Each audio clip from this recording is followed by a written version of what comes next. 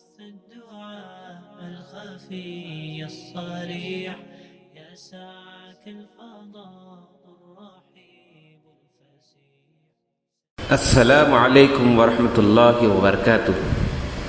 Radio HTF में खुश आमदीद।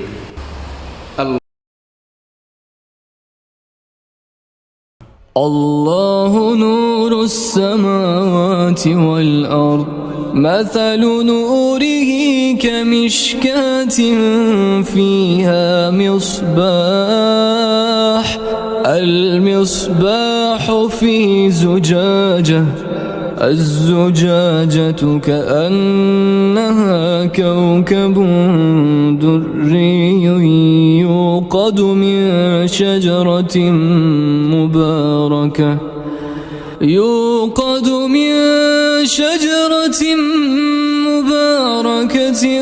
زيتونة لا شرقية ولا غربية يكاد زيتها يضيء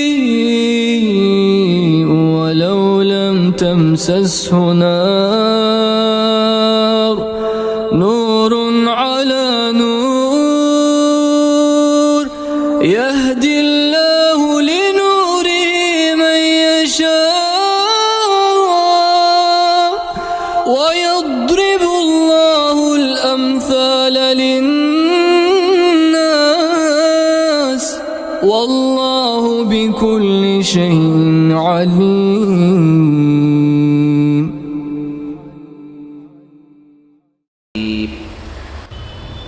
अल्लाह ताला आसमानों और ज़मीन का नूर है। इसके नूर की मिसाल एक ताक की सी है जिसमें एक चिराग है। चिराग एक कानूस में है। वह कानूस ऐसा है जैसे मोती की तरह चमकता हुआ तारा। वो चिराग जैतून के एक मुबारक दरख्त के तेल से रोशन किया जाता है जो न शर्क़ी है न गरबी। करीब है कि इसका तेल खुद ही रोशन हो जाए अगरचे से आग ने छुआ भी न हो। नूर पर नूर है। अल्लाह ताला अपने नूर की तरफ जिसको चाहता है हिदायत देता है और अल्लाह ताला लोगों के लिए मिसालें बयान करता है और अल्लाह ताला हर चीज़ का खूब जानने वाला है।